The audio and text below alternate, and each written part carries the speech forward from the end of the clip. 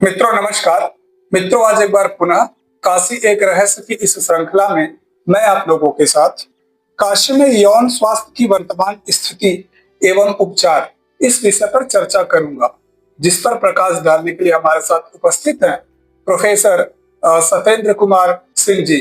गुरुदेव हर हर महादेव। हर हर महादेव। तो गुरुदेव, आपको ध्यान में रखता हुआ मैं आपसे जानना चाहूंगा कि काशी और पूर्वांचल क्षेत्र में यौन स्वास्थ्य से जुड़ी सबसे आम समस्याएं कौन सी देखी जाती हैं? आप हमारे दर्शकों को बताने की कृपा करिएगा। देखिए, आजकल हमारे यहाँ जो इस क्षेत्र में काशी में है या पूर्वांचल में जी, सबसे ज्यादा कॉमन प्रॉब्लम तो जेनेटल डिस्चार्ज की। जेनेटल डिस्चार्ज मतलब मेल है तो लिंग से स्राव होना, पेशाब में जलन होना, और फीमेल है तो उनको भी डिस्चार्ज होना। हालांकि उससे कई कारण होते हैं जी। और दूसरा होता है जेनेटल अल्सर, जो छाले बन जाए, जी है ना, जननांगों में छाले बन जाए। तो ये दो समस्या बहुत कम। जी। गुरुदेव, बीएचयू की त्वचा एवं यौन रोग विभाग की विशेषताएं क्या हैं?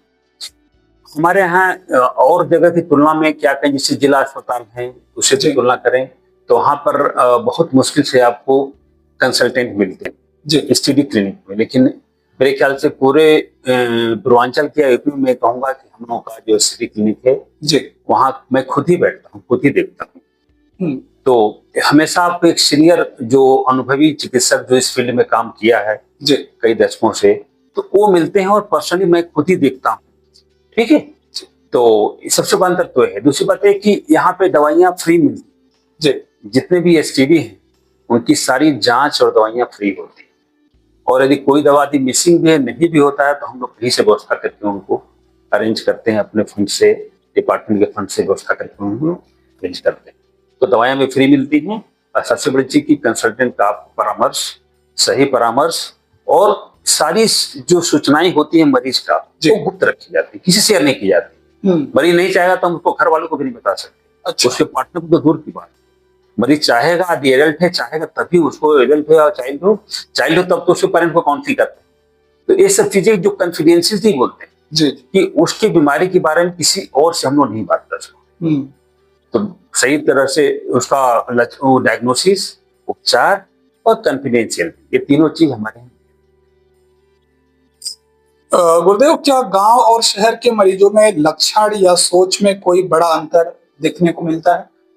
गांव शहर में एक चीज मैंने बहुत चीज नोटिस किया कि गांव के बैकग्राउंड में जो ओल्ड एज उम्र जो जाते हैं तो उनमें जाते यौन रोग। लेकिन शहर वालों में जो यंगर बच्चे हैं जो कॉलेज में पढ़ने गए हैं, हाई स्कूल है, इंटर है, उनमें ज्यादा मिल रहा है। शहर वालों में एसटीडी ज्यादा है। उसके कई रीजन हो सकते हैं। शहर में चूंकि अवेलेबिलिटी ज्यादा है, नेट की ज्यादा अवेलेबिलिटी है, और पोस्ट कोविड के बाद जब से सबके बच्चों के हाथ में ऑनलाइन क्लासेस की वजह से जो स्मार्टफोन है, ये बच्चों को और उनको अवेयरनेस है नहीं है, तो इसलिए शहर वाले बच्चों में एसटीडी की संख्या ज्यादा है गांव की तुलना में।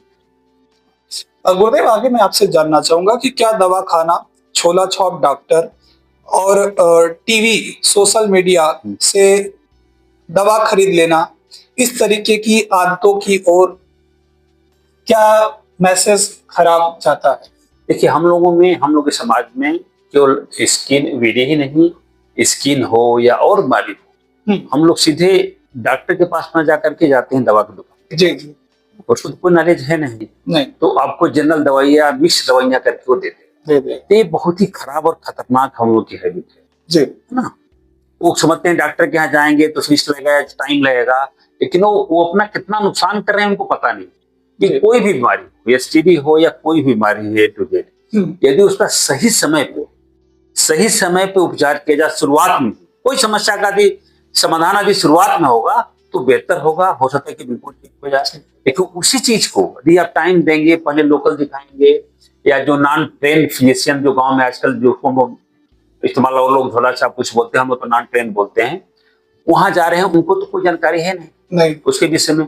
वो तो जहां देखे बस एक ही दवा देते हैं, वो पेनिडोर लगाते हैं, भले सिफिलिस हो या ना हो, वो पेनिडोर लगा देते हैं। एक मरीज तो कभी कभी 100 पेनिडोर लगवा के आते हैं, जब जरूरत एक होता है वो 100 पेनिडोर लगाया, इतना पेनफुल होता है। तो ये भाई, जब एसटीडी एक होता है तो ज्यादा संभावना होती है और भी एसटीडी साथ में होते हैं। और सारे एसटीडी के सिम्टम कोई जरूरी नहीं कि उसी समय आपको पता चले, बाद में पता चल सकता है। तो ये तो बहुत ही आम बात है। लोग लोकल दिखाते हैं, दवा ले लिए, कोई पेशाब में जलन हो रहा है, पीपीआई की दवा ले ली, अल्ट्रासाउंड ले लिए, कुछ ले लिए, माने वो जनरल दवाइयां ले ली, और बीमारी उनकी बढ़ रही है, कॉम्प्लिकेशन हो रहे हैं। और कॉम्प्लिकेशन उनको समझ में आती है जब उनको इनफर्टिलिटी हो जाती है या उनको नपुंसकता हो जाती है, तब वो आते हैं। क्योंकि एसटीडी का जो मेन कॉम्प्लिकेशन है फीमेल्स में इनफर्टिलिटी हो जाएगा, उनको बच्चा नहीं होगा। मेल में भी इनफर्टिलिटी हो जाती है, ट्रीटमेंट टाइम से नहीं लेंगे तो उनको इनफर्टिलिटी हो सकती है, बच्चे नहीं हो सकते हैं। तो जिनको बच्चे नहीं होते उन्हें सबसे पहले एसटीडी खोजते हैं डॉक्टर के, एसटीडी तो नहीं हुआ, जिसका ट्यूब ब्लॉक हो गया, अब मेल में टेस्टिस खराब हो गया, एपिडेमाइटिस हो गया, उसको आर्काइटिस हो गया, तो एसटीडी लोगों को पता नहीं है। एसटीडी की वजह से मुझे नपुंसकता भी माने इनफर्टिलिटी हो सकती है, बच्चे नहीं हो सकते हैं। और जैसे कि हेपेटाइटिस बी है, तो कोई लक्षण नहीं आएगा, शुरू में जॉन्डिस आएगा, उसके बाद कोई लक्षण नहीं आएगा। साथ में एक एसटीडी के साथ कई बीमारी होती है, लेकिन बाहर जाएंगे तो खाली वो एक एसटीडी की दवाई देगा। यदि मान लो हमको छाला है लिंग पे, तो छाले की दवा देगा, तो फिर उसके साथ और भी कई बीमारी साथ में, क्योंकि जितने एसटीडी है उसका मोड ऑफ ट्रांसमिशन तो एक ही है जी। इसलिए सब अब तो सरकार ने इतना अच्छा कर दिया, हर जिला अस्पताल में एसटीडी क्लिनिक खोल दिया, तो वहां पर जाएं लोग, वहां पे जाएंगे तो सही इलाज, सही डायग्नोसिस, कम से कम इधर उधर नहीं हो, सारी जांच फ्री, तो वो अच्छा है जाना। और लेकिन हम लोग समाज में समस्या तो है, लोग अभी अपने से दवा खा लेते हैं, उनको पता ही नहीं कहाँ जाना है, बहुत बड़ी समस्या। हाँ, बहुत बड़ी समस्या। गुरुदेव, आगे मैं आपसे जानना चाहूंगा कि कौन कौन से यौन संचारित संक्रमण एसटीआई या एसटीडी आजकल आम सबसे पूरे यहाँ पे जो सबसे आम है पूरी दुनिया में, वही आम सबसे अधिक जो एसटीडी है वो जेनेटल हर्पीज होता है, जो ह्यूमन हर्पीज वायरस टाइप 2 से होता है। तो जेनेटल हर्पीज होता है जिसमें कि छाले बन जाते हैं छोटे छोटे, और एक बार जिसको हो गया जिंदगी भर होते रहता, कभी ठीक नहीं होता। दवा आएगा, देंगे, ठीक हो जाएगा, एक बार पहुंच गया तो बॉडी में बना रहता है, साल में 3 बार 4 बार, किसी को 10 बार भी हो सकता है, उससे ज्यादा भी हो सकता है। तो सबसे आम तो है। दूसरा है गोनोकोकल इन्फेक्शन, गोनोरिया जिसको बोलते हैं, जिसकी सुजाक बोलते हैं, हिंदी के लिए सुजाक बोलते हैं। उसमें क्या होगा कि पेशाब में जलन होगी, पेशाब पर राष्ट्र मवाद आएगा, या आपका टेस्टिस में सूजन हो जाएगा, जननांग में सूजन हो जाएगा, फीमेल में वजाइनल डिस्चार्ज होगा, नीचे उनको दर्द भी हो सकता है, जिसकी वजह से यदि फीमेल में हो गया तो पेल्विक ल्यूमेटिक डिजीज बोलते हैं। लोअर बैक जो होता है कि औरतों में कमर में दर्द हो रहा है, पेड़ों के नीचे दर्द हो रहा है, तो एक तो आपका जेनेटल हर्पीज, दूसरा गोनोकोकल। आजकल सिफिलिस बहुत आ रहे हैं, सिफिलिस बहुत आ रहे हैं। पहले बीच में सिफिलिस कम हो गया था, लेकिन हम लोग देख रहे हैं कि कोविड के बाद सिफिलिस बहुत हो रहे हैं। कंजेनाइटल सिफिलिस बच्चों में, जो नवजात बच्चों में भी कंजेनाइटल सिफिलिस पूरे इंडिया में बढ़ रहे हैं, जबकि बल्कि करीब नगण्य के बराबर हो गया। सिफिलिस हो गया आपका, जेनेटल वार्ड बहुत कॉमन है। तो ये जो 4 बीमारियां ये बहुत आम है। जेनेटल वार्ड में क्या है कि यदि फीमेल को हो गया, सर्विक्स में हो गया, जो बैतानी का मुंह बोलते हैं, इसमें कैंसर हो जाएगा। ज्यादातर जो कैंसर है बैतानी के मुंह का इसमें, वो एसटीडी की वजह से हुआ, ह्यूमन पेपिलोमा वायरस की वजह से हुआ, जिसकी की वैक्सीन लग रही है, गार्डासिल से जो वैक्सीन लग रही है, तो वो वैक्सीन उसको लगाई जाती है बच्चों को 9 से 13 साल की अवस्था में लगाया जाता है। हालांकि अब तो 25 साल की अवस्था के भी इसको लगा रहे हैं, तो वैक्सीन आता है, लेकिन कॉस्टली है चूंकि, इसलिए नहीं आ रहा। अब इंडिया में बनने लगेगा, कुछ कंपनी अपने जैसी कंपनी बनाने लगेंगी तो सस्ती हो जाएगी। ये जो 4 बीमारी, genital herpes, gonococcal infection, gonorrhoea, syphilis और जेनेटल वार्ड, ये मेन 4 बीमारी हैं। आने के तो सब डोनोसिस आता है, हम लोग पास सनक्राइड आता है, मोलस्कम कंडिशन आता है, लेकिन ये जो 4 बीमारी ये सबसे ज्यादा। गुरुदेव, किन शुरुआती लक्षणों को देखते ही डॉक्टर को दिखाना चाहिए? हाँ, ये बहुत इंपॉर्टेंट बात है। यदि आपको जननांगों में, प्राइवेट पार्ट में यदि जलन हो रही है, या कोई एब्नॉर्मल स्राव हो रहा है, सिक्रीशन हो रहा है, या कोई छाला हो गया, वहां पे दाना हो गया, या कोई उभरा हुआ दाना हो गया, तो थोड़ा सलाह लेना चाहिए। या आपके टेस्टिस में विष्णु में यदि दर्द हो रहा है, जलन हो रहा है, या फीमेल के नाभि के नीचे पार्ट दर्द हो रहा है, या वेजाइनल डिस्चार्ज हो रहा है, इस हालत में तो आपको थोड़ा सलाह लेनी है, क्योंकि लक्षण बहुत कॉमन है एसटीडी के, एसटीआई। लेकिन सबसे बड़ी बात यह है कि कुछ बीमारियां एसिम्प्टोमेटिक होती है, मतलब शुरू में कोई लक्षण नहीं आते।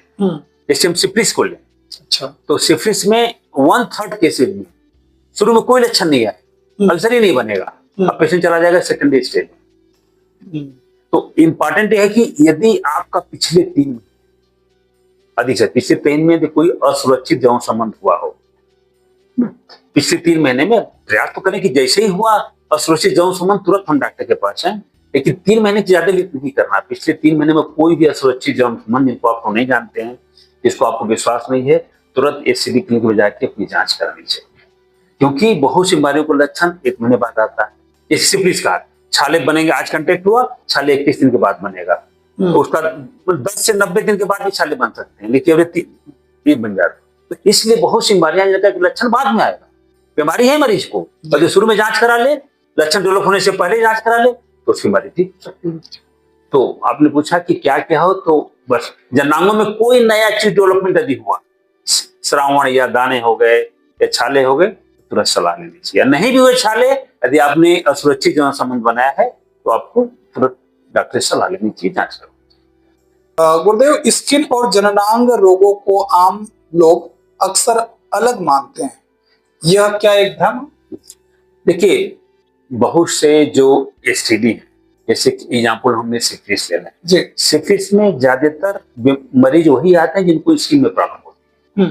जेनेटल अल्सर वो प्रॉब्लम छाला होता है, तो हमारे पास नहीं था, वो चला जाएगा, बड़े बड़े जो बोर्ड लगे हैं सर्दिया इलाज वाले, वहां पे जाएगा, शायद बिना दवा के दवा गलत दवा भी देगा, तभी कुछ दिन में ठीक हो जाता है।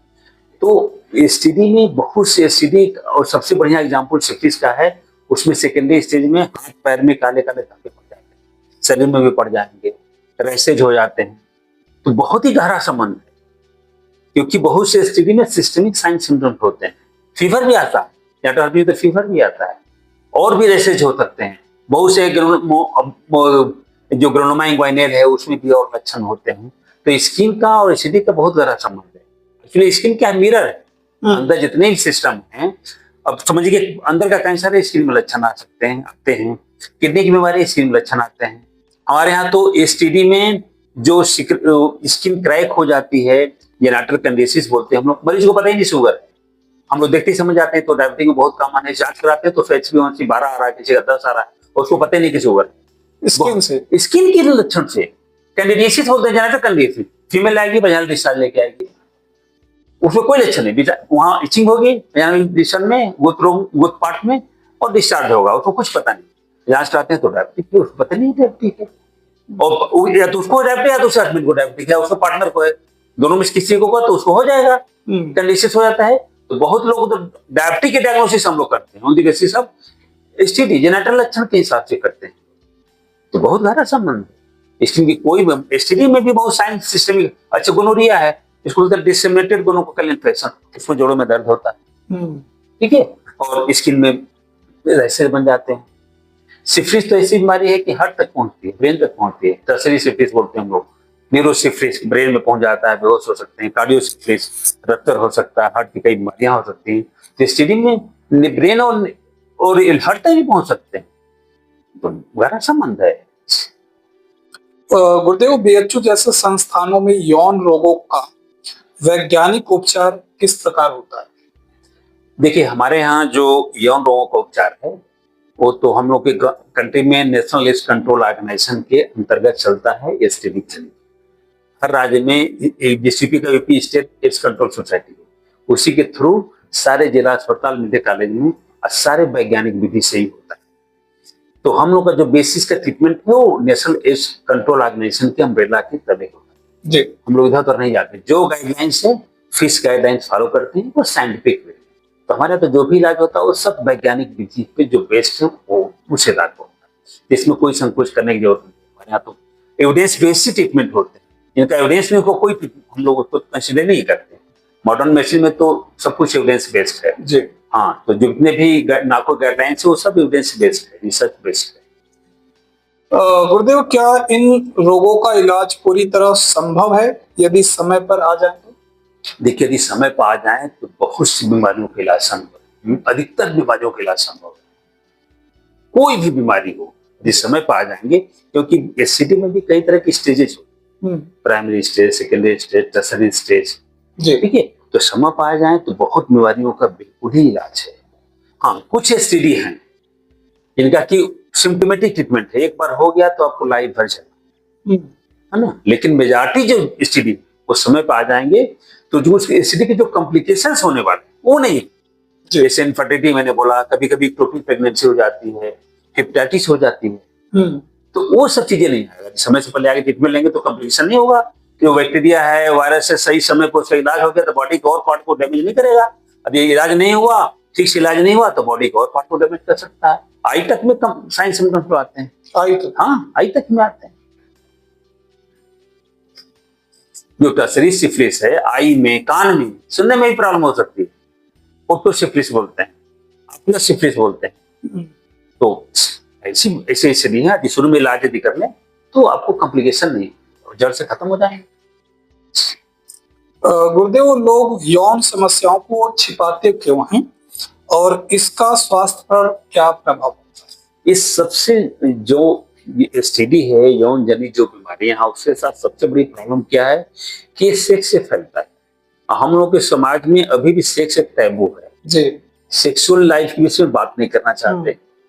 हम लोगों ने एक रिसर्च किया था, करीब 400-500 पेशेंट थे एसटीडी के, एक्सेप्टेंस ऑफ सेक्सुअल इंटरकोर्स कि जो एसटीडी इंक्लूडिंग HIV एड्स उनको है, उनमें पूछा कि आपने सेक्सुअल कांटेक्ट हुआ कि नहीं, 50% तक लोगों ने डिनाई किया सेक्सुअल कांटेक्ट हो मेरा पास नहीं। सोचो आप, उनको बीमारी ऑलरेडी है, एविडेंस है टेस्ट में कि वो बीमारी है, अब बिना सेक्सुअल कांटेक्ट होता नहीं है। तो ये जो प्रवृत्ति हमारे समाज का है, सेक्स तो नेचुरल प्रोसेस है, प्यूबर्टी के बाद नेचुरल प्रोसेस, लेकिन हमारे समाज में एक्सेप्ट नहीं किया। खास के जो होमोसेक्सुअलिटी, वेस्टर्न में तो लोगों ने एक्सेप्ट कर लिया, गे करके एक्सेप्ट कर लिया कि हमारे समाज में होमोसेक्सुअलिटी। और दुर्भाग्य की बात यह है कि आजकल जो यंग बच्चे, जो हाई स्कूल के, इंटर, यूनिवर्सिटी तो आप छोड़ दो, हाई स्कूल इंटर तक के बच्चे होमोसेक्सुअलिटी में लिप्त हैं। डिफरेंट एप्स आ गए, मैं तो नाम नहीं बताऊंगा, कुछ एप्स हैं, उनके थ्रू दुर्भाग्य की बात है कि उस जो मेंबर है उस ऐप में 99% HIV पॉजिटिव एसिडी वाले सारे हैं।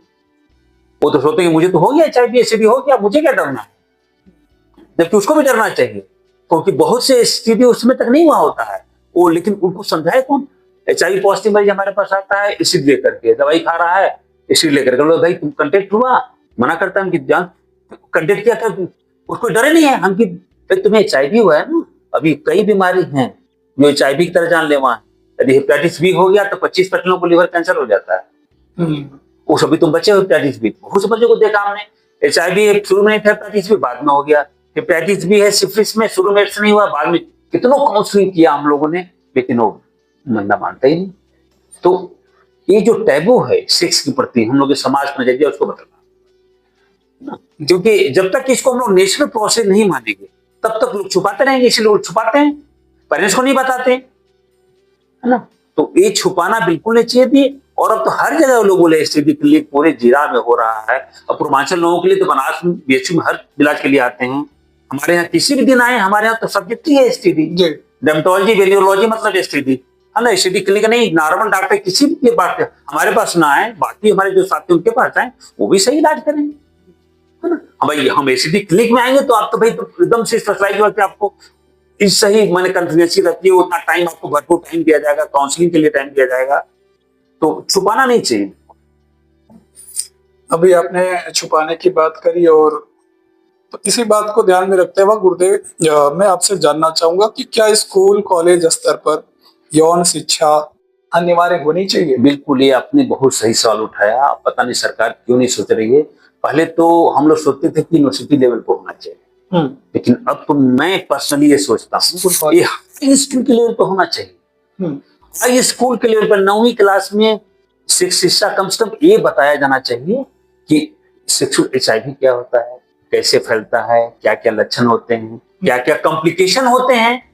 क्योंकि अधिकतर जो यंग बच्चे आ रहे हैं, लड़के लड़कियां आ रहे हैं, उनको पता ही नहीं है HIV क्या होता है, कैसे फैलता है, सिफिलिस क्या होता है, नाम तक नहीं सुना है सिफिलिस का, कैसे करने से सिफिलिस भी हो सकता है, हमको हेपेटाइटिस भी हो सकता है।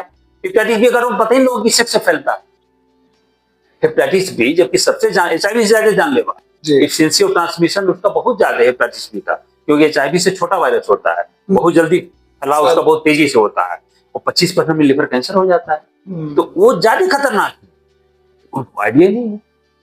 तो ये बहुत जरूरी है कि कम से कम उनको स्कूल में ही कॉलेज में नहीं, उनको हाई स्कूल नवा क्लास से शुरू करना चाहिए, सरकार को डालना चाहिए। मरीज को पता, फिर उनकी ऑप्शन है। यदि आप जानबूझ के आप HIV लेना चाह रहे हैं तब तो उसको कोई नहीं रोक सकता, लेकिन जो हम उनको बचा सकते हैं, जो 70 से 80% बच्चे हैं जिनको पता ही नहीं है, उनको हम बचा सकते हैं, उनकी जिंदगी बचा सकते हैं। क्योंकि ये ऐसा स्टडी है कि इससे कई तरह की प्रॉब्लम, मानसिक प्रॉब्लम। गुरुदेव, क्या सोशल मीडिया और इंटरनेट इस विषय में लोगों को सही जानकारी दे रहे हैं या केवल भ्रम फैला रहे हैं? देखिए, पहले तो आम लोगों को पता नहीं है कि हम किस प्लेटफॉर्म पे, इंटरनेट पे, किस साइट पे हमको सही जानकारी है ना। जैसे आपको जानकारी मांग चाहते हैं, इतने फेक है वो सबसे पहले आपको आए। जो ओरिजिनल है, यदि आपको एसटीडी के बारे में जानकारी चाहिए तो नाको की वेबसाइट पे जाइए अपने देश में, या CDC बोलते हैं, सेंटर फॉर डिजीज कंट्रोल, जो अमेरिका का है जी। आप CDC पे जाइए, साइट फ्री है, आप जो जानकारी आपको चाहिए वो मिले। नाको है, नेशनल एड्स कंट्रोल ऑर्गेनाइजेशन, उस साइट पे जाइए, सेफ्टी की जो भी जानकारी, बाकी और किसी साइट पर ना जाए, क्योंकि बहुत जगह बहुत फेक जानकारी है, बहुत सी तरह का मिथ है। अभी वो पहले खुलते हैं, जैसे आप डालेंगे कोई जानकारी तो पहले खुलते हैं, ठीक है, तो उसमें ना जाए। आपको ले जाने की हमको कहाँ जाना है, यदि आपको जानकारी चाहिए तो नाको पे जाए या CDC पे। ये दो जानकारी आपने, जो कि साइंटिफिक बेस्ड है, रिसर्च बेस्ड है, एविडेंस बेस्ड है, वहां से आप सही जानकारी। गुरुदेव, आप आम लोगों को सुरक्षित यौन व्यवहार के बारे में कौन सी 4-5 व्यवहारिक सलाह देना चाहिए? देखिए, पहले बात तो है कि सबसे पहले पे कि आपको एक टाइम में, यदि आप सेक्सुअल संबंध बनाना चाहते हैं तो एक टाइम में एक से संबंध, फेथफुल होना बहुत इंपॉर्टेंट। जो आजकल लैकिंग, जो फेथफुल, विश्वासी होना। अनजान के साथ कभी सेक्सुअल एक्टिविटी न बनाएं, ठीक है। यदि अनजान के साथ ऐसा कुछ होता है तो बिना कंडोम के इस्तेमाल के तो बिल्कुल ही ना बनाएं। तो सबसे पहले तो सुरक्षित यौन संबंध करना, बिना कंडोम के नहीं करना।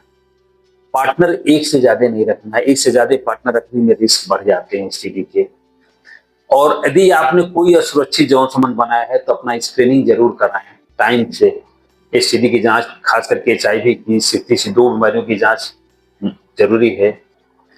तो अनजान लोगों से कभी सेक्स न करें। चौथा, होमोसेक्सुअल, क्योंकि वैजाइनल सेक्स में STD होने के चांसेस होमोसेक्सुअलिटी की तुलना में बहुत कम है, क्योंकि जो रेक्टल म्यूकोसा होता है वो बहुत पतला होता है, डैमेज हो जाता है, और जहां भी डैमेज होगा तो वहां बैक्टीरिया वायरस बहुत जल्दी फैलते हैं। तो हेटेरोसेक्सुअलिटी ज्यादा सेफ है, होमोसेक्सुअलिटी सेफ नहीं है। होमोसेक्सुअल से कई तरह की बीमारी होती है।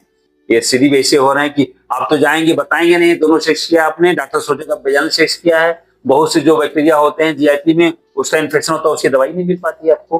तो होमोसेक्सुअलिटी से बचना चाहिए।